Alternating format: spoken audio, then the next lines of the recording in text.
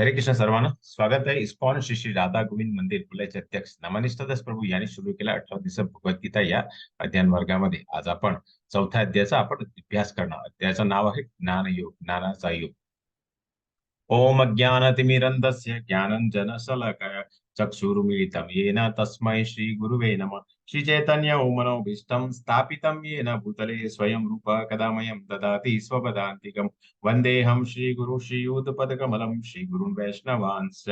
श्रीरूपं सागरजातं सगण रघुनान्वितं तं सजीवं साद्वैतं सावधूतं परिजनसहितं कृष्ण चैतन्य देवं श्री राधा कृष्ण पादां सगणलिता श्री विशाखान्वितांश्च. हे कृष्ण करुणा सिंधु दीनबंधु जगतपते गोपेश गोपिका कांत राधकांत नमोस्तुते.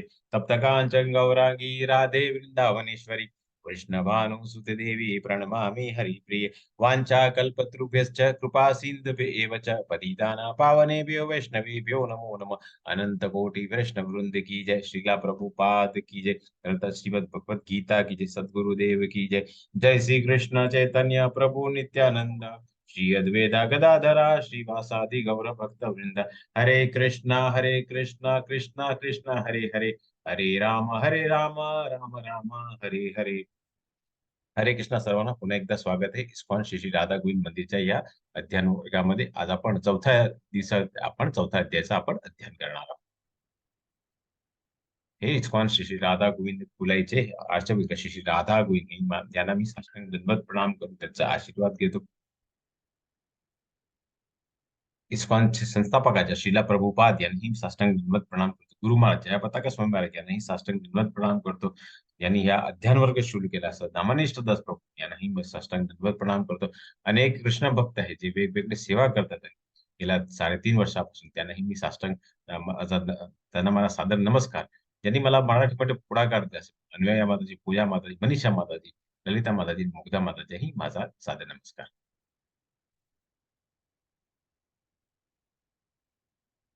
तर काल आपण तिसऱ्या अध्यायामध्ये त्याग की कर्म निष्काम कर्म हो हे ज्ञानयोग पेक्षा चांगलं कर्मकांड ते कर्मयोग. आपण रोज जे काही कृती करतात त्याला कर्मकांड म्हणतात. जेव्हा आपण भगवंताला जोडले जातात तेव्हा तो कर्मयोग होऊन जातात. नेता सामान्य जनासाठी एक आदर्श कसा असतो आणि सर्वात मोठा शत्रू. तर आज आपण कृष्णाबद्दल अतिंद्रिय ज्ञान घेणार आहोत. सर्व मार्गाचे ते आणि वर्णाश्रम व्यवस्थाचे निर्माता म्हणून कृष्ण. कर्मयोग त्यागामुळे दिव्य ज्ञान प्राप्त होते आणि पारंपरिक ज्ञानाचा सारांश. तर आता सगळ्यांना असं आपण एक असं वाटतं की भगवद्गीता जवळजवळ 5,500 वर्षापूर्वी भगवंतानी अर्जुनाला सांगितली असं आपल्याला एक मत असतं. आणि आपण काही वेळा वृत्तपत्रामध्ये आणि आपण ऐकलं पण असतं की हे भगवद्गीताचं ज्ञान भगवान श्रीकृष्णाने अर्जुनला हे 5,500 वर्षापूर्वी दिलेलं आहे. तर आता आपण बघूया की भगवद्गीताचे हे ज्ञान, भगवद्गीताचा इतिहास केव्हापासून आहे. हरे कृष्ण माताजी. हरे कृष्ण. भगवद्गीतेचा इतिहास. श्री भगवान वाच इमम विवस्वते योगम प्रोक्तवान हमव्ययम विवस्वान मनवे प्राह मनुरिक्ष्मा कवे ब्रवीत. भगवान श्रीकृष्ण म्हणाले, मी योगाचे अविनाशी शास्त्र सूर्यदेव विवस्वान यांना दिले होते आणि विवस्वान नेते मानव जातीचे पिता मनु यांना सांगितले होते आणि मनु नेते इक्ष्वाकुला सांगितले होते. हरे कृष्ण. हरे कृष्ण माताजी. तर आता भगवंत आपल्याला सांगतात की हे जे योगाचे मी योगाचे हे अविनाशी, अविनाशी म्हणजे जे शाश्वत आहे, जे चिरंतर आहे गेल्या काही वर्षापासून. हे जे आपण भगवद्गीता जशी आहे तशी, मी जसं तुम्हाला पहिल्या दिवशी सांगितलं होतं की आपण श्रीला प्रभुपादाचीच काय अभ्यास करतो, कारण ते ही गुरु शिष्य परंपरामधून आलेली आहे. तर इथे गुरु शिष्य परंपरामध्ये कुठे आली तर ही भगवान श्रीकृष्णाच्या स्वतःच्या मुखाने ही कोणाला सांगितली पहिली तर ते सूर्यदेव. सूर्य एक ग्रह आहे आणि त्याचा जो अधिपती आहे तिथे जे एक स्थान आहे त्याला विवस्वान म्हणतात. तर त्याने पहिली दिली विवस्वाने, नंतर कोणाला दिली ते हे मानवजाचे पिता मनुला दिली. आणि मनु यांनी कोणाला दिली तर इक्ष्वाकुला. आणि ह्याच कुळामध्ये त्रेतायुगमध्ये भगवान श्रीराम अवतीर्ण झाले. म्हणून हे जे ज्ञान आहे ते त्रेतायुग पासून आहे. आपल्याला असं वाटत की हे कलियुगाचं ज्ञान आहे की आपण द्वापर युगमध्ये जेव्हा भगवान श्री कृष्ण आणि अर्जुन होते तेव्हाच आहे. परंतु हा ज्ञान जो आहे तो त्याने सूर्यदेवाला दिला आहे. हे काय केव्हा दिलं होतं ते आपण आता पुढे अभ्यास करूया. हरे कृष्ण माताजी.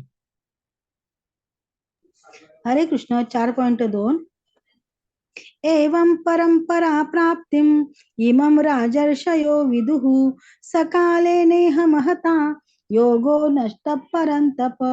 याप्रमाणे हे परमश्रेष्ठ विज्ञान गुरु शिष्य परंपरेद्वारे प्राप्त करण्यात आले आणि राजर्षीने ते त्याच पद्धतीने जाणून घेतले. पण काळाच्या ओघामध्ये परंपरा खंडित झाली आणि म्हणून हे विज्ञान आपल्या यथार्थ रूपात लुप्त झाल्याप्रमाणे दिसते. हरे कृष्ण. हरे कृष्ण माता. तर आता भगवान पुढे म्हणतात की ही सर्व हे प्रमाणे परमश्रेष्ठ विज्ञान ही गुरु शिष्य परंपरा. जसं मी तुम्हाला सांगितलं की हे आपण गुरु शिष्य परंपरामध्ये जेव्हा कुठलेही आपलं ज्ञान घेतात तेव्हा ते योगी असतात, योग्य असतात. आणि हे जे राजसी त्यांनी पद्धतीने समजून घेतले. राजसी म्हणजे जे राजा होते त्यावेळी सर्व जे राजा होते त्याच्यासाठी हे ज्ञान होतं. कारण राजाचं काम काय होतं तर प्रजेच्या चांगल्या हितासाठी, प्रजेच्या कल्याणासाठी हे वेगवेगळ्या ज्ञान घेऊन त्यांचं रक्षण केलं पाहिजे, त्यांचं चांगली सोय केली पाहिजे. म्हणून भगवंताने हे सर्व राजसी लोकांचंच हे ज्ञान होतं. परंतु काळाच्या ओघामध्ये म्हणजे काहीतरी काळामध्ये हे परंपरा खंडित झाली आणि म्हणून हे जे विज्ञान आहे म्हणजे विज्ञान म्हणजे इथे सायन्स नाही तर हे विशिष्ट ज्ञान आहे. त्याला आपण यथार्थ रूपात जे रूपात पाहतात ते लुप्त झाल्यासारखं दिसतं. कारण कुठेतरी इक्ष्वाकू नंतर हे जे भगवान श्रीराम अवतीर्ण झाले नंतर कुठेतरी ही जी साखळी आहे गुरु शिष्य परंपरा जी साखळी आहे ते कुठेतरी लुप्त झाली आणि त्यामुळे आपल्याला हे जे ज्ञान आहे ते आपल्याला जसं आहे तसं दिसत नाही असं या श्लोकामध्ये तात्पर्य आहे.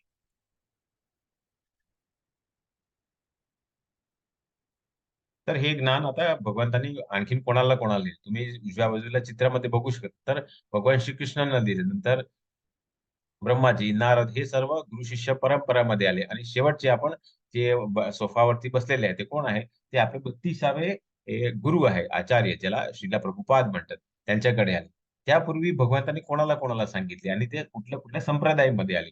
तर भगवान श्रीकृष्णाने 4 वेगवेगळ्या लोकांना सांगितले. तर पहिल्या त्यांनी भगवान ब्रह्मांना सांगितले. भगवानाने माधवाचार्य हे गुरु शिष्य परंपरा जी आपण भगवद्गीता शिकतो त्याचे जे 5वे आचार्य आहेत त्यांना दिली. असं ते खाली साखळीमध्ये येऊन आता आपण इथे 32 आचार्य श्रीला प्रभुपाद आहे आणि त्यांच्या खाली आता जयापताका स्वामी गुरु महाराज आहे. नंतर भगवंताने श्री लक्ष्मी माताजींना दिली. त्यांच्या खाली रामानुजाचार्य आले आणि त्या संप्रदायाला श्री लक्ष्मी संप्रदाय आणि आपला जो संप्रदाय आहे जे भगवान ब्रह्माने दिलेला आहे त्याला गौडीय संप्रदाय म्हणतात. नंतर हे तिसरे भगवान शिवला दिले आणि त्याने विष्णू स्वामींना दिली आणि ते हे संप्रदायाला रुद्र संप्रदाय म्हणतात. नंतर हे भगवंताने जे ब्रह्माजीचे 4 मानस पुत्र होते, जे 4 कुमार होते, त्यांना दिली आणि त्याने निंबाच्याचार्याला दिली. तर ही 4 वेगवेगळ्या अ, गुरु शिष्य परंपरामध्ये आली. जर तुम्ही कुठल्याही आता गुरुला तुम्ही मानत असेल, तुम्ही वेगवेगळ्या आता आपल्या अ, अ, महाराष्ट्रामध्ये, भारतामध्ये वेगवेगळे संप्रदाय आलेले आहेत. तर तुम्ही त्यांना विचारा, की तुम्ही जे काही भगवद्गीता शिकवतात, ते या 4 मध्ये जे गुरु शिष्य आहेत, तिथून आलेली आहे, की तुमचे स्वतःचे कुठेतरी गुरु आहेत. जर या 4 पैकी जर आणखीन कुठल्याही जर संप्रदाय काही कुठल्याही मार्गावरून भगवद्गीता आली आहे, तर ती ही गुरु शिष्य परंपरा नाही, तर ही स्वतःचा कुठेतरी ज्ञान देतात.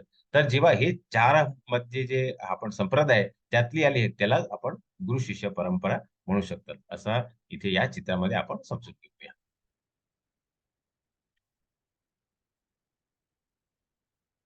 पण कसे तू माझ्या समकालीन आहे. कारण जेव्हा युद्ध झालं होतं तेव्हा भगवान श्रीकृष्णाची अ, जवळ-जवळ 90 वर्षाचे होते आणि अर्जुन ही जवळ-जवळ 50-60 वर्षाचा होता. तर इथे भगवान अर्जुनाने त्यांना प्रश्न केला, की आता तू माझ्याशी समकालीन कसे आहे? कारण तू मी माझं तू सांगितलं, की तुझे हे ज्ञान आहे ते ब्रह्माला दिलं, सूर्यदेवला दिलं, नंतर मनूला दिलं आणि इक्ष्वाकूला दिलं. हे कसं काय शक्य आहे? त्याच्यासाठी आपण इथे ब्रह्माचं आपण हे जीवन बघूया. तर भगवान हे ब्रह्माचं हे जीवन आहे. तर ते त्याच्यासाठी आपण खालचे जे चित्र खाली जे लिहिलेलं आहे, तिकडनं आपण सुरुवात करूया. तर आपण आता जवळ-जवळ आपण आता कलियुगामध्ये राहतात आणि कलियुगाचे किती वर्ष पूर्ण झाले आहेत? तर जवळ-जवळ 5,500 वर्ष पूर्ण झाले आहेत. तर कलियुग किती वर्षाचा आहे? तर 4,32,000 वर्षाचा कलियुग आहे. त्यात दोन पट्टे कुठला आहे तर त्या द्वापर युग आहे. आणि कलियुगापेक्षा 3 पट्टे कुठला आहे तर ते त्रेतायुग आहे. आणि सत्ययुग आहे, कलियुग हे 4 पट्टे आहे. तर जेव्हा हे 4 युग पूर्ण होतं तेव्हा तो एका दिव्य होता. आणि जेव्हा 2 युग कलियुग आणि द्वापर युग, कलियुग पूर्ण होणार आहे आणि द्वापरची सुरुवात होतं तर त्याला एका संध्याकाळी म्हणतात. तर जेव्हा हे 4 दिव्य युग पूर्ण होतं तेव्हा एक मन्वंतर, म्हणजे आपण जे म्हटलं, जे भगवान आपला मनुष्याचा जो प्रथम मानव आहे त्यांना जे दिलं त्यांचे एक मन्वंतर होतं. जसं 71 दिव्य जेव्हा होतं तेव्हा एक मन्वंतर होतं. आणि असं 14 मन्वंतर आणि 15 संध्या म्हणजे ब्रह्माचा एक दिवस, त्याला आपण कल्प म्हणतात. असं असं ब्रह्माचा जीवन आहे. तर असे त्यांचे 15 दिवस आहे आणि 15 रात्री आहे. तर हे आपण अ, तर आता भगवद्गीता आता भगवद्गीताचा इतिहास काय आहे तर याच्यावरती आपण आता पुढे अभ्यास करूया. तर भगवंताचे आता ब्रह्मदेवचे 50 वर्ष पूर्ण झाले. तर आता ते झाले 155 ट्रिलियन इयर्स. नंतर 6 मन्वंतर, जसं 71 मन्वंतर आहेत, त्यातले 6 मन्वंतर पूर्ण झाले म्हणजे 1851 बिलियन इयर्स झाले. नंतर 4 युग म्हणजे जसं आपण कलियुग, त्रेता, द्वापर आणि त्रेता आणि सत्ययुग, हे 4 संपलेले. जे 4 युगाचे 27 चक्र संपलेले आहेत म्हणजे 116 मिलियन इयर्स. पुढे सत्य, त्रेता आणि द्वापर युग, तर हे तीन 3 मिलियन इयर्स झाले. आणि हे कलियुगात निघून गेलेली वेळ, जसं आता काही वर्षापूर्वी हे लाईव्ह केल्यामुळे हे 5117 वर्ष पूर्ण झालेले आहे. हे आपल्या कलियुगाचे पूर्ण झालेले आहे.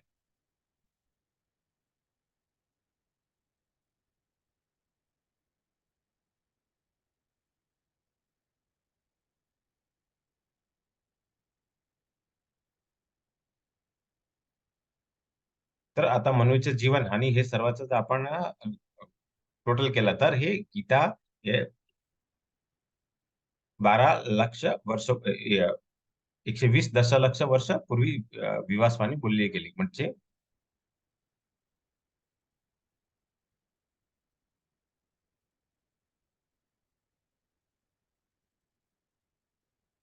हरे कृष्ण माताजी. हरे कृष्ण. गीता पृथ्वीवर आली.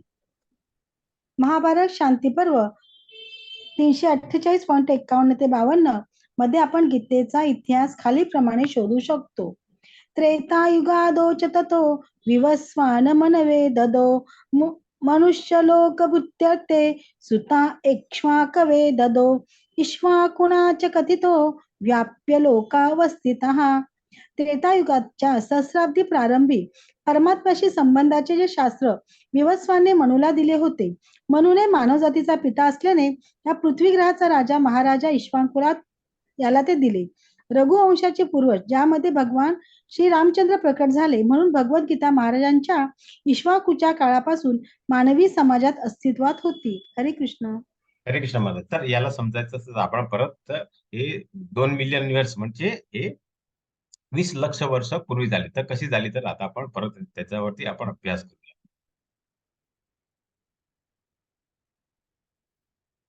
तर इथे तुम्ही चित्रामध्ये बघू शकता की जे त्रेतायुग आहे ते 12 लक्ष वर्ष आहे.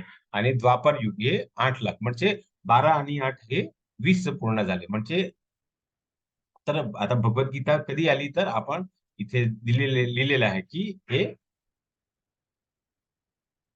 20 लक्ष वर्ष पूर्वी इथे आपल्या भगवद्गीताचा इतिहास आहे. तर जर तुम्हाला कोणी विचारलं की भगवद्गीता केव्हा आली, तर जास्त जास्त लोकांना काय माहित आहे की ती 5,500 वर्ष पूर्वी आली. पण इथे तुम्ही त्यांना सांगू शकतात की भगवद्गीता ही 20 लक्ष वर्षापूर्वी या पृथ्वी तलावर आली आहे.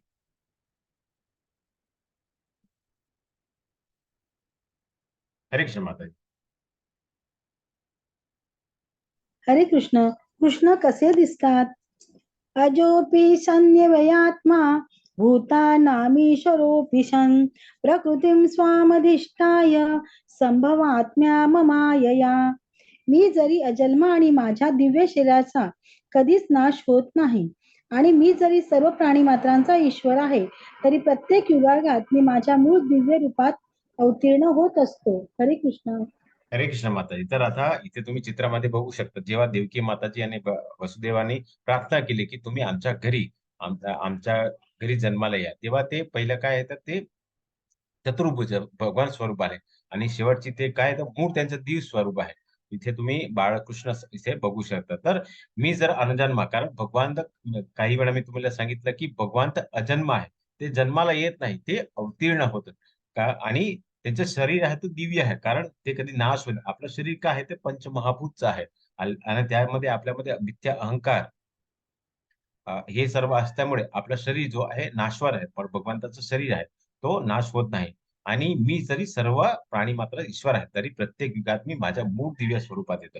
तर आपण मग मी तुम्हाला सांगितलं की प्रत्येक 84 लक्ष जे योनी आहे, प्रत्येक हृदयामध्ये ते शिरोदक्ष आहे विष्णू म्हणून ते असतात आपल्या हृदयामध्ये असतात. तर हे सर्व प्राणीमध्ये ईश्वर म्हणून असतात. परंतु ते प्रत्येक युगामध्ये ते मूळ दिव्य स्वरूपात अवतीर्ण होतात. असा या श्लोकाचा तात्पर्य आहे. हरे कृष्ण माताजी. हरे कृष्ण. कृष्ण केव्हा दिसतात? यदा यदा हि धर्मस्य ग्लानिर्भवति भारत अभ्युत्थानमधर्मस्य तदात्मानं सृजाम्यहम्. जेव्हा जेव्हा आणि जेथे जेथे धर्माचरणाचा ऱ्हास होतो आणि अधर्माचे वर्चस्व होते, त्यावेळी हे भारता मी स्वतः अवतीर्ण होतो. हरे कृष्ण. हरे कृष्ण माताजी. तर तुम्ही तिथे इथे चित्रामध्ये बघू शकता की जेव्हा देवकी माताजी आणि वसुदेवाचं जे लग्न होतं, तर आपल्या आता भौतिक जगामध्ये पण तसंच होतं की जेव्हा लग्न होतं तेव्हा आपण काय करतात, तर आपली जी बहीण आहे, तर आपले जे नातेवाईक ते काय करतात, ते त्यांना पोचवायला जातात, त्याला सासरेवाडी पोचवायला जातात. तसंच इथे तुम्ही चित्रामध्ये बघू शकता की कंस आहे तो देवकी माताचा भाऊ आहे आणि तो काय करतो, तर त्याला सासरीला पोचवायला जातो. पण जसं तो पोचवायला सुरुवात करतो तेव्हा आकाशवाणी होते की देवकी आणि वसुदेवचा जो 8वा मुलगा आहे, तो तुझा वध करणार आहे. तो तुझ्या मृत्यूचं कारण होणार. असं जेव्हा आकाशवाणी झाली, की कंसाने आपल्या मायानातून ते तलवार काढली आणि देवकी माताचा केस धरले आणि त्याचा हत्या करायचा, त्याचा वध करायचा प्रयत्न केला. नंतर तुम्ही चित्रामध्येही बघू शकतात, की वसुदेवाने त्यांना सांगितलं, की तुला आता देवकीला मारून काय फायदा आहे? कारण तुला तर 8वा जो मुलगा आहे, त्याच्यानं तुझा वध होणार आहे. तर आम्ही जे काही मुलं आमचे होणार आहे, आम्ही ते सर्व तुला देईल, असं त्याला सांगतात, विनंती करतात आणि त्याला शांत करतात. तर इथे भगवान इथे काय म्हणतात, की जेव्हा-जेव्हा आणि जिथे जे धर्मचरणाचा ऱ्हास होतो.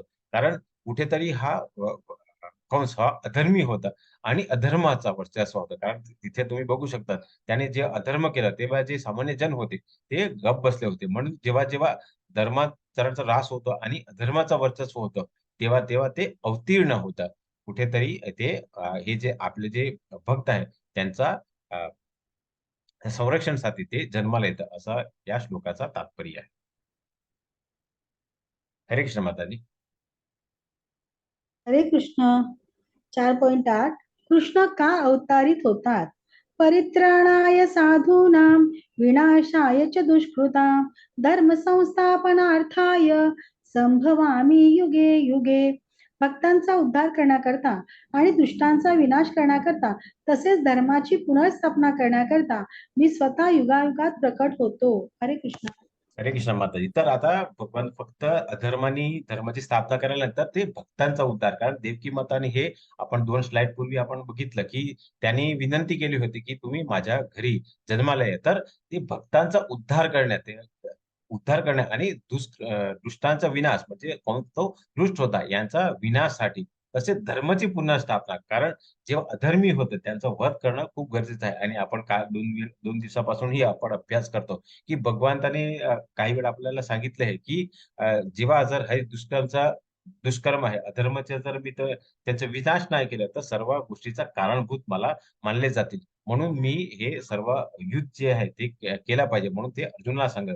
तर इथे भगवान या श्लोकामध्ये हेच आपल्याला सांगतात, की भक्तांचा उद्धार म्हणजे कंसाचा वध केला, तेव्हा त्यांनी देवकी माता वसुदेवचा उद्धार केला. जेव्हा ते त्रेतायुगमध्ये जेव्हा भगवान श्रीराम म्हणून अवतीर्ण झाले, तेव्हा त्याने फक्त आपले विष्णू त्यांचा विभीषण याचा उद्धार केला आणि रावणाचा त्यांनी वध केला. नंतर सत्ययुगामध्ये तेव्हा जे नरसिंह म्हणून अवतीर्ण झाले, तेव्हा त्यांनी आपले भक्त प्रल्हादचा त्याने भक्ताचा उद्धार, प्रल्हाद महाराजचा उद्धार केला आणि त्यांचे जे पिता होते हिरण्यकश्यप, जे दृष्ट होते, त्यांचा विनाश केला आणि तिथे सर्वांकडे त्यांनी धर्माची पुनर्स्थापना केली. असा या प्रत्येक युगात भगवंत अवतीर्ण झाले आणि त्यांनी वेगवेगळ्या युगामध्ये वेगवेगळ्या लोकांचा, दुष्टांचा आणि आपल्या भक्तांचा उद्धार केला, असा या श्लोकाचा तात्पर्य आहे. हरे कृष्ण माताजी. हरे कृष्ण. 4.9 कृष्णाला जाणून घेण्याचा फायदा काय आहे? जन्म कर्म च मे दिव्यम एवं यो वेत्ति तत्वतः व्यक्ता देह पुनर्जन्म नैति मामेति सोऽर्जुन. जो माझ्या जन्माचे आणि कर्माचे दिव्य स्वरूप जाणतो तो देहत्याग केल्यानंतर या भौतिक जगतात पुन्हा पुन्हा जन्म घेत नाही. तर हे अर्जुना, तो माझ्या शाश्वत धामाची प्राप्ती करतो. हरे कृष्ण. हरे कृष्ण माताजी. तर इथे भगवान म्हणतात की जो माझ्या जन्म आणि कर्माचा दिव्य, आता आपण गेल्या 2 महिन्यापूर्वी आपण जन्माष्टमी केली, तर जो ज्यांना माहित आहे की त्यांच्या जन्म आणि कर्माचे जे दिव्य स्वरूप आहे तो जाणतो, तो देह त्याग केल्यानंतर या भौतिक जगात पुन्हा जन्म घेत नाही. कारण आपला जो भौतिक जगत आहे जे त्रिगुणीमध्ये बांधलेले जातात, त्यामुळे काय होतं तर आपलं जन्म मृत्यू हे चक्र चालूच असतं. आपण इथे जर आपण किती चांगलं कर्म केलं, पण पुढे त्याच्यावरती अभ्यास करणार आहोत. आपण किती चांगलं कर्म केलं तर आपण जास्तीत जास्त आपण स्वर्गलोक, त्याच्यावरती आपण जास्तीत जास्त ब्रह्मलोक पर्यंत जाऊ शकतो. पण जेव्हा आपलं जे पुण्य कर्म केलं तेव्हा ते क्षीण होऊन जातं, तेव्हा आपण पृथ्वी तलावरती येतं. पण जेव्हा आपण भगवंत कोण आहे, भगवंताचे कर्म काय आहे, त्यांचं जे दिव्य स्वरूप काय आहे, ते जर आपण जाणून घेतलं तर आपण भगवंताचे शाश्वत धाम गोलोका वृंदावन आपण जर तिथे केले, तिथे जर आपण त्यांना आपल्याला घेऊन झाले, तर ते आपण परत हे जन्म मृत्यूचे जरा व्याधीचे चक्र आहे ते तोडून आपण त्याच्या शाश्वत धामामध्ये आपण प्राप्त करू शकतो. आणि इथे तुम्ही चित्रामध्ये त्यांची जी दामोदर लीला आहे ती केली होती. त्यांची जी आई होती त्याने ते खूप प्रयत्न केले होते त्यांना बांधायला, पण प्रत्येक वेळा जेव्हा दाम दाम आणि उदर म्हणजे दाम म्हणजे हे रस्सी आणि उदर म्हणजे पोट, त्या पोटाला बांधायचा प्रयत्न करा. प्रत्येक वेळा त्यांना 6 इंच त्या हे का रस्सी त्यांना छोटी पडली. तर भगवंत जोपर्यंत त्यांचे जे दिव्य स्वरूप आहे, भगवंताने जी लीला केली ते जोपर्यंत आपल्याला कळत नाही तोपर्यंत आपण त्यांना प्राप्त करू शकत नाही, असं या श्लोकाचा तात्पर्य आहे. म्हणून आपण भगवंताने जे काही लीला केली ते जाणून गेलं पाहिजे आणि त्याचे जे दिव्य स्वरूप आहे त्याच्यावरतीच आपण आपलं लक्ष ठेवलं पाहिजे. तर कृष्णाचे रूप काय आध्यात्मिक आहे, कारण मी तुम्हाला सांगितलं की ते शाश्वत आहे, ते अवतीर्ण होते, कधी जन्माला येत नाही. आणि आपले रूप ते तात्पर्य आहे. तर आपलं शरीर काय आहे, तर आपल्या शरीर 3 प्रकारचे शरीर आहे, शरीर असतं. जसे स्थूल शरीर म्हणजे त्याच्यामध्ये आपण जे पृथ्वी, जड, अग्नी, वायू आणि आकाश हे जे 5 तत्व आहेत. नंतर सूक्ष्म शरीर आहे, त्याच्यामध्ये आपण मन, बुद्धी आणि अहंकार असतात. आणि शेवटचे आपलं तिसरं शरीर आहे, ज्याला आपण आत्मा म्हणतात. तर हे आपल्या हे तात्पर्य शरीर आहे. पण भगवंताचं शरीर काय आहे, ते दिव्य आणि आध्यात्मिक आहे. त्याचा कधी जन्म होत नाही, ते फक्त अवतीर्ण होतं. आणि हे आपल्यामध्ये जे मन, बुद्धी आणि अहंकार आहे, त्यामुळे आपण वेगवेगळ्या कर्म करतात. परंतु भगवंत सर्वाचे नियंत्रक आहे. तिथे तुम्ही खालीच्या चित्रामध्ये बघू शकता. तर आपण हे 3 गुणामध्ये बांधलेले जातो, त्यामुळे आपण वेगवेगळे कर्म करतात. पण भगवंत हे सर्व त्रिगुणे आहेत त्याचे नियंत्रक आहे आणि हे सर्व त्यांनी माया ची रचना केली आहे, त्यामुळे आपण वेगवेगळे कर्म करतात आणि त्यामुळे आपण बदललेले जातो, असा इथे आपण समजून घेऊया. हरे कृष्ण माताजी. हरे कृष्ण. इतिहासात कृष्णाला जाणून घेण्यास सक्षम कोण आहे? वितराग भय क्रोधा मन्मया मामुपाश्रिताः बहवो ज्ञान तपसा पूता मद्भाव मागताः ये यथा मां प्रपद्यन्ते तास्तथैव भजाम्यहम् मम वर्तनानुवर्तन्ते मनुष्या पार्थ सर्वशः.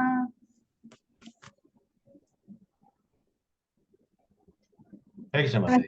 हरे कृष्ण. आसक्ती, भय आणि क्रोध यातून मुक्त झालेले, पूर्णपणे माझ्यात स्थित झालेले, मतपरायण आणि माझ्यात आश्रित असलेले गतकाळातील अनेक मनुष्य माझ्या ज्ञानामुळे शुद्ध झाले आहेत आणि त्या सर्वांना माझ्या दिव्य प्रेमाची प्राप्ती झाली आहे. जे ज्या भावाने मला शरण येतात त्याला मी अनुरूप असे फळ मी त्यांना देतो. हे पार्थ, सर्वजण माझ्या मार्गाचे सर्व प्रकारे अनुसरण करतात. हरे कृष्ण. हरे कृष्ण माताजी. तर आपण कालही एक आपण अभ्यास केला होता की जेव्हा अ, राजा युधिष्ठिर आणि राजसूय यज्ञाचं एक आयोजन केला होता, तेव्हा त्यांनी विचारलं होतं की यज्ञ कसं केला पाहिजे. तर तेव्हा त्यांनी भगवंतांनी नारद मुनींनी सांगितलं की जे काही विष्णूच्या प्रित्यार्पणे कृष्णाच्या प्रित्यार्पणे केलं जातं, तेव्हा तो सर्वश्रेष्ठ यज्ञ जाणलं जातं. तर इथे भगवंत आपल्याला पुढे काय म्हणतात की आसक्ती भय आणि क्रोध यातून मुक्त झालेला, पूर्णपणे माझ्यात स्थित झालेला मतपरायण आणि माझ्या आश्रित असलेल्या गत काळातले अनेक मनुष्य माझ्या ज्ञानामुळे शुद्ध झाले आहेत आणि त्या सर्वांना माझ्या दिव्य प्रेमाची प्राप्ती झाली आहे. जे ज्या भावाने मला शरण येतात त्याला अनुरूप असे फळ मी देतात. हे पार्था सर्वजण माझ्या मार्गाचा सर्व प्रकार अनुसरण कर. तर ज्या भावाने, तर इथे आपण चित्रामध्ये बघू शकता, इथे एका यज्ञाचं आयोजन केलेलं आहे. तर हे कोणाचा वध केलेला आहे, तर शिशुपालाचा. तर तुम्हाला ही कथा माहीतच असेल. तर एका भगवान श्रीकृष्णाची आत्या होती. त्यांना एका मुलगा जन्माला होता. त्याला 3 डोळे आणि त्याला 4 हात होते. तर तर त्यांची जी आत्या होती त्याने म्हटलं, की असा कसा मुलगा जन्माला झालेला आहे, तर याला आपण त्याग करूया, त्याचा त्याग करूया. तर तेव्हा आकाशवाणी होती, की दिव्य अ, हा दिव्य जीव आहे. तर त्याला तुम्ही त्याग करू नका. आणि ते पुढे म्हणतात, आकाशवाणीमध्ये असं सांगितलं, म्हटलं, की जो काही ह्याचा वध करणार आहे, त्याचा मृत्यूचं जो कारण आहे, तो जेव्हा ह्याला बघतील, तेव्हा त्याचे 1 डोळे आणि हे ते 2 हात त्याचे गळून पडेल. तर ज्या दिवशी त्यांचा बारसा होता, ते भगवान श्रीकृष्ण तिथे आपल्या आत्याकडे जातात आणि तेव्हा हे शिशुपालाचे 1 डोळे आणि 2 हात त्याचे गळून पडतात. म्हणून त्याच्या आत्या त्यांना करतात, की आकाशवाणीमध्ये सांगितलं होतं, की शिशुपालाचा वध म्हणजे मृत्यूचा कारण भगवान श्रीकृष्ण होणार आहे.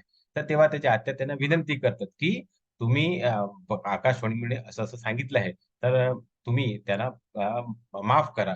त्याचा वध करू नका. तेव्हा भगवान श्रीकृष्ण म्हणतात, की "मी त्याचे 100 अपराध त्याचे माफ करते. पण जेव्हा त्यांनी 101 अपराध केला, तर मी त्याला सोडणार नाही." आणि इथे राजसूय यज्ञाची सुरुवात होती. शिशुपाल ही एका राज्याचा राजा होता. म्हणून त्याला असं वाटलं, की मलाही मान-पान द्यायला पाहिजे, कारण मीही राजा आहे. परंतु युधिष्ठिर महाराजांनी भगवान श्रीकृष्णाला अ, प्रमुख पाहुणे म्हणून तिथे आमंत्रित केलं होतं आणि म्हणून त्यांना राग आला शिशुपालाचा. म्हणून त्याने एक-एक करून त्याने शिव्या दिले आणि 100 शिव्यापर्यंत भगवान श्रीकृष्णाने त्याने माफ केलं आणि जेव्हा त्याने 121 जेव्हा शिव्या दिली, त्याने आपला सुदर्शन चक्राने त्यांचा शिरोच्छेद करून टाकला आणि इथे इथे हेच म्हणतात, की जे ज्या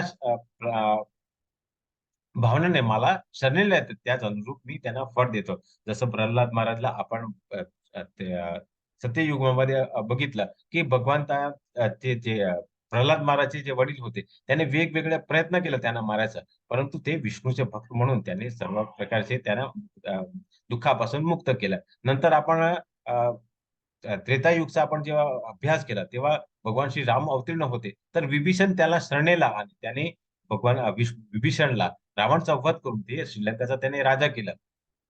आणि इथेही अ, अ, शिशुपाल त्यांचं जे भावनामध्ये आले त्याचप्रमाणे त्यांचा अनुरूप त्यांना फळ दिलं. इथे या श्लोकाचा हे 2 श्लोकाचं तात्पर्य आहे. म्हणजे आपण जेव्हा आसक्ती, भय आणि क्रोध ह्यापासून जेव्हा आपण मुक्त होऊन भगवंताला जे पूर्णपणे स्थित होतं, तेव्हा आपण त्यांना आपल्यालाही ते फळ देतील, असं या श्लोकाचं तात्पर्य आहे.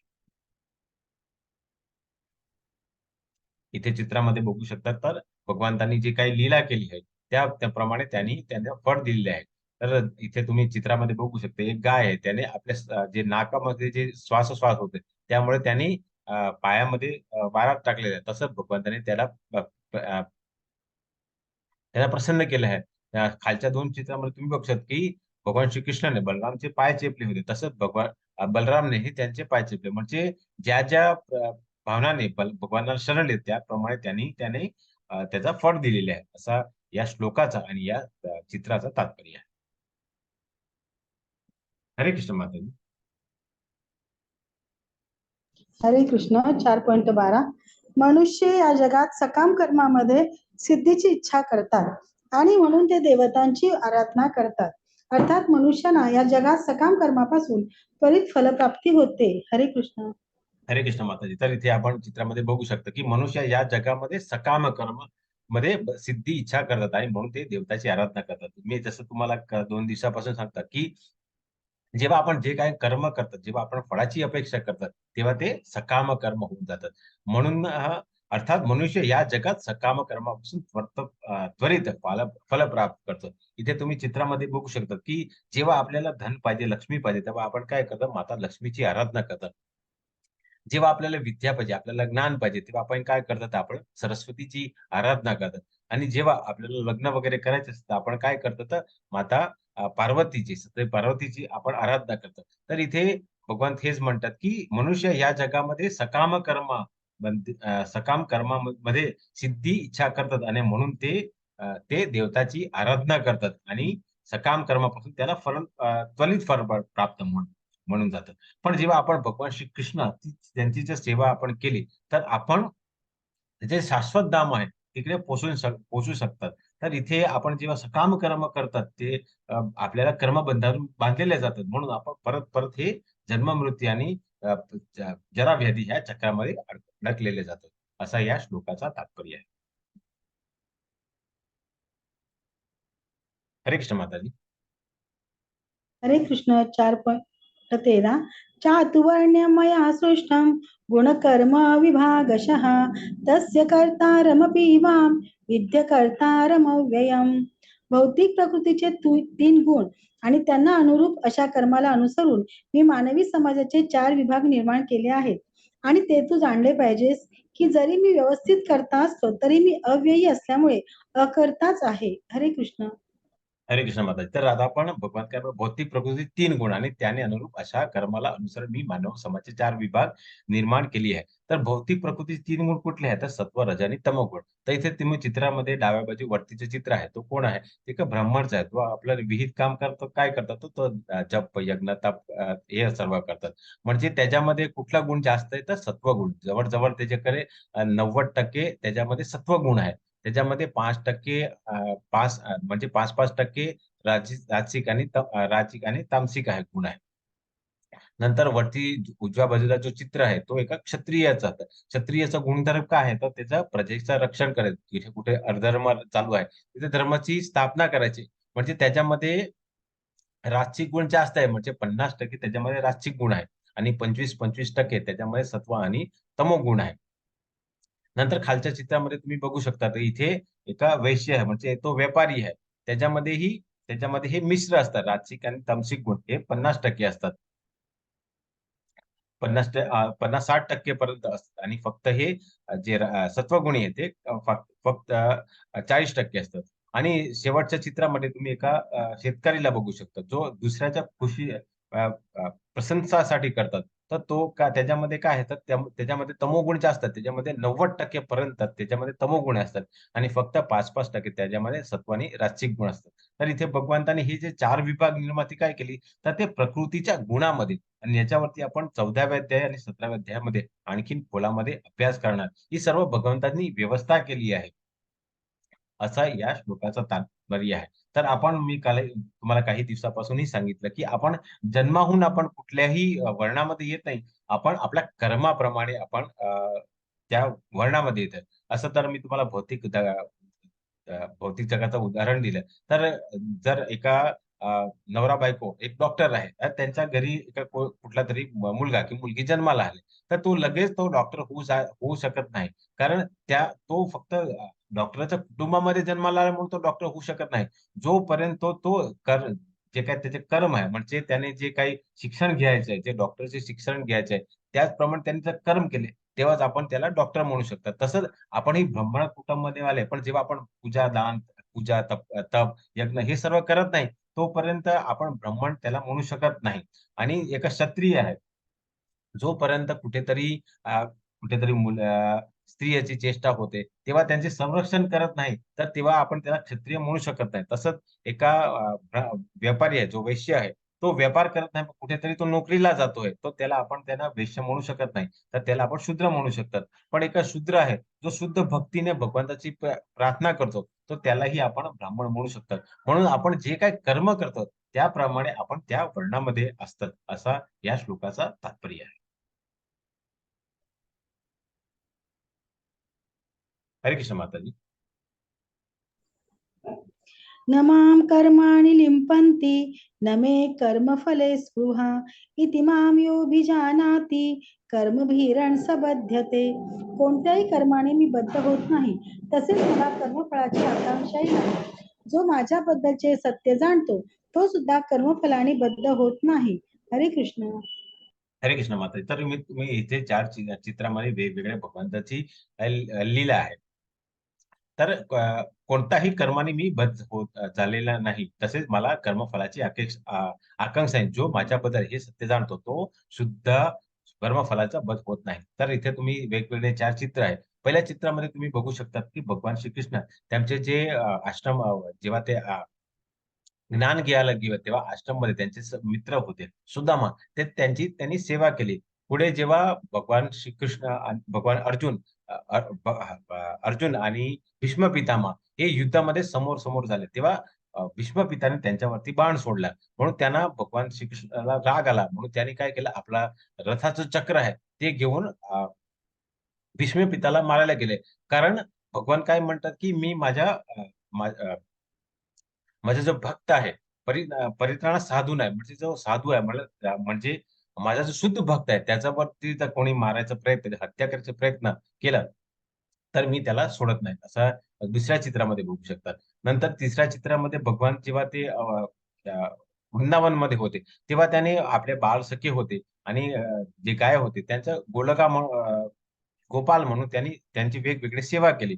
आणि शेवटची जेव्हा युद्ध पुकारला गेला होता तेव्हा भगवंत असून सुद्धा त्याने काय केलं, त्यांचा जे शुद्ध भक्त अर्जुन त्याच्या पार्थसारथी म्हणजे एका सारथी सारखी त्यांनी सेवा केली.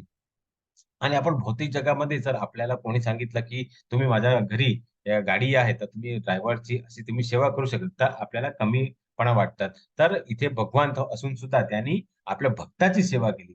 जर आपण हे सर्व जर आपण बघू शकतात की जेव्हा आपण जे काही कर्म करतात तेव्हा आपण बद्ध होत नाही, तसंच आपण जे भगवंताचे सत्य जाणतो तोही फलाचा फलाने बद्ध होत नाही, असा या श्लोकाचा तात्पर्य आहे.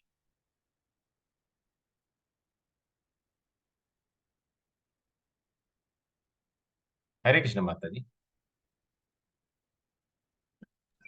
कर्मणो ह्यपि बोध्यं च विकर्मणः अकर्मणच बोधव्यम गहना कर्मणो गतिः. कर्माच्या गुंतागुंती समजणे अत्यंत कठीण आहे, म्हणून मनुष्याने विकर्म आणि अकर्म म्हणजे काय हे योग्य रीतीने जाणले पाहिजे. हरे कृष्ण. हरे कृष्ण माता. तर आपण आता अभ्यास करूया कर्म विकर्म आणि अकर्म म्हणजे काय ते. तर विकर्म म्हणजे जे वेदांचं पालन करत नाही आणि खालच्या प्रजातीमध्ये पतन होण्याचा त्यांना धोका असतात. साधू संतांनी हे अमान्य आहे आणि मानव जीवाचा मूळ उद्देशाचा तो पराभव होतो. म्हणजे विकर्मी जो आपल्या शास्त्रामध्ये जे लिहिलं आहे त्याच्या जो वेगळा जो करतो त्याला विकर्मी म्हणतात. इथे तुम्ही बघू शकता तो मांसाहार करतो, कारण वेदामध्ये कुठेही असं लिहिले नाही तुम्ही मांसाहार केला पाहिजे. तर जेव्हा असं आपण कर्म करतात तेव्हा आपण विकर्मी होऊन जातात. नंतर कर्मी म्हणजे काय, जे वेदांचं पालन करतात, जे धार्मिक स्वर्ग प्राप्त करतात, देवाचे शरीर त्यांना मिळू शकतात. अखेरीस त्यांचा मृत्यू लोकांकडे परत होतात. आपण वेगवेगळे यज्ञ केला तर आपण कुठे जाऊ शकतो, तर आपण जास्तीत जास्त आपण स्वर्ग लोकाची प्राप्त करू शकतो, देवाची शरीर मिळू शकतं. कारण आपण 8व्या अध्यायामध्ये आपण अभ्यास करणार, 7व्या अध्यायही आपण अभ्यास करू की ब्रह्माचं आयुष्य आपण आता अभ्यास केला की ब्रह्माचं आयुष्य 100 वर्ष आहे. म्हणजे आपण जास्तीत जास्त आपण देवाचंही शरीर प्राप्त करू शकतो, आपण स्वर्गपर्यंत जाऊ शकतात आणि आपला अखेरीस मृत्यू लोकांकडे आपण परत येऊ शकतात, असा कर्मीचा आहे. तर आणि त्यापूर्वी आता अकर्मी म्हणजे कोण आहे, जो कृष्ण भावनाच्या व्यासपीठावर आले आहेत, ज्याने फलदायक क्रिया पडून म्हणून पुनर्जन्म हे जाणतात. आपल्याला आपण जेव्हा जे काही कर्म करतो, जेव्हा आपण निष्काम कर्म म्हणून करतो तेव्हा आपण पुनर्जन्म हे आपलं होणार नाही असं जाणून घेतो. इथे तुम्ही नारद मुनीचं आपण इथे उदाहरण दिलेलं आहे. तर जेव्हा आपण हे जे वेगवेगळे कर्म करतात त्याप्रमाणे आपल्याला फळ मिळतात. तर इथे तुम्ही चित्रामध्ये बघू शकता. तर हे भौतिक जगाचा इथे चित्र दिलेलं आहे. तर तुम्ही पहिल्या चित्रामध्ये बघू शकता की एका स्त्री आहे. तर ते जेव्हा फार कपडे कमी घालते तर त्याला काय होतं, दुसरा जन्म त्याला एका झाडाचं मिळतं. तर तुम्ही भौतिक जगामध्ये राहतात तर तुम्ही बघू शकता की जेव्हा झाड आपल्या भौतिक जगामध्ये झाड आहे त्याला कोणीही त्याला काही कपडा टाकत नाही. त्याला 3 जे ऋतू आहे आपले त्याच्यामध्ये पाऊस असतं, उन्हाळा असतं, हिवाळा असतो. हे सर्व त्याला हे सर्व सहन करावे लागते. कारण त्याने आपल्या जीवनाभरामध्ये फार कपडे कमी कमी घातले म्हणून त्याने हे सर्व सहन केलेले असतात. म्हणून त्याला ते दुसरा जन्म तसं भेटतं. नंतर एक मनुष्य आहे आपल्या उजव्या बाजूमध्ये जो चित्र आहे, त्याच्यात तुम्ही बघू शकता, की तो पूर्ण जीवन तो मांसाहार करतो. म्हणून त्याचं काय तर खालच्या योनीमध्ये त्याचं पतन होतं आणि एका हिंसक प्राणी ते तुम्ही वाघाचा तुम्ही चित्र बघू तर तो काय करतो, तो फक्त जे वेगवेगळे प्राणी आहेत त्यांची हत्या करून तो खातो. म्हणजे त्याला त्यांनी पूर्ण जीवन मांसाहार केला आहे, म्हणून त्याला दुसरा जन्म एका मांसाहार प्राणीचा त्याला जन्म मिळतो. नंतर तिसरा चित्र जो डाव्या बाजू खालच्या आहे, तिथे एका मनुष्याचा आहे, जो पूर्ण दिवस आपण एका भौतिक जगामध्ये राहतो, तर आपल्यालाही कुठेतरी आराम केला पाहिजे. आपण आपल्यासाठी 6 ते 7 तास हे जर आपण जर झोप घेतली, ते आपल्याला पुरेसे आहे. परंतु काही लोक आहेत ज्यांना 10 तास, 12 तास, 15 तासही झोपतात. तर असला जे लोक आहेत त्यांना काय दुसरा जन्म एक अस्वलचा होतात. तर तुम्ही बघू शकता, की अस्वल हा सगळ्यात आळशी प्राणी आहे आणि काही वेळा तो झोपलेलाच असतो. नंतर आपण जे शेवटचा जो चित्र आहे खालच्या चौथा चित्र आहे उजव्या बाजूला, तिथे तुम्ही एका मनुष्याला बघू शकता. तर तो काय आहे, तर तो नशामध्ये असतो. तर त्याचा आणि आपण बघू शकतो भौतिक जगामध्येही बघतो. जे काही मदिरापान वगैरे करतात, ते कुठे येतात? कुठेतरी चिखलमध्ये, कुठेतरी गटारमध्ये पडलेले असतात. ते इथे खूप ते दारू वगैरे पितात. त्यांची अशी अवस्था होते. तर त्यांचा दुसरा जन्म काय होतो? ते एका डुक्करासारखं होतं. तर तुम्ही भौतिक जगामध्येही बघू शकता. आपल्यासारखं कितीही चांगलं आपण खाऊ त्यांना घाला, ते कधी खात नाही. परंतु जे काही आपल्याला उरलेले शिरलेले जे असतात, घाण जे असतात, ते सर्वांमध्ये तो खात असतो. म्हणजे आपण ज्या कर्म करतात, त्याचप्रमाणे आपल्या योग्यरीत्याने आपल्याला दुसरं जन्म मिळतं. असा या श्लोकाचा तात्पर्य आहे. हे चित्राचा आपण अभ्यास करूया.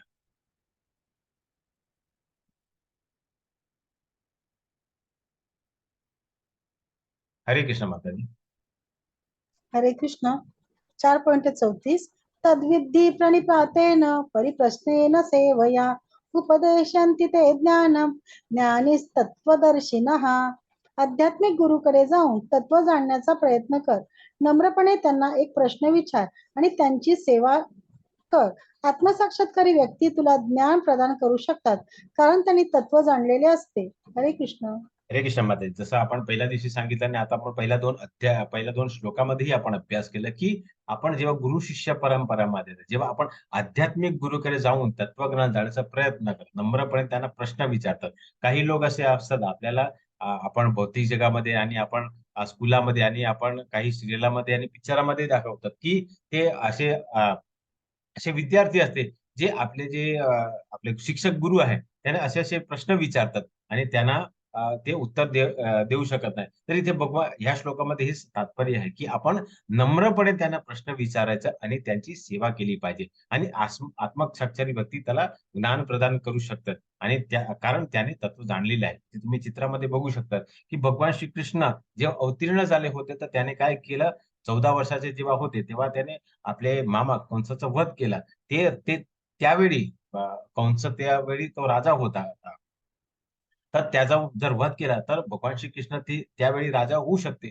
पण त्याने काय केलं ते आपल्या नानाला तिथे राजा केलाय आणि ज्ञान घ्यायला आपले गुरु सांदीपनी ऋषीच्या आश्रमामध्ये गेले आणि त्याने ज्ञान घेतलं आणि त्याने नम्रपणे त्याने प्रश्न केला आणि त्यांची सेवा केली आणि ज्यावेळी आपण नम्रपणे त्यांनी सेवा करतात आणि आपण त्यांना प्रश्न विचारतो, तेव्हा आपण आत्मसाक्षारी होऊ शकतात. आपण आपलाही आत्मसाक्षाच्या मार्गामध्ये जाऊ शकतात.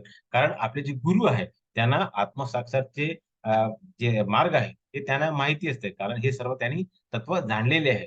तर जेव्हा आपण कुठल्याही वर्गामध्ये जातात, तेव्हा आपण आपले जे गुरु आहेत, त्यांना नम्रपणे प्रश्न विचारले पाहिजे आणि त्यांची सेवा केली पाहिजे. असा या श्लोकाचा तात्पर्य आहे.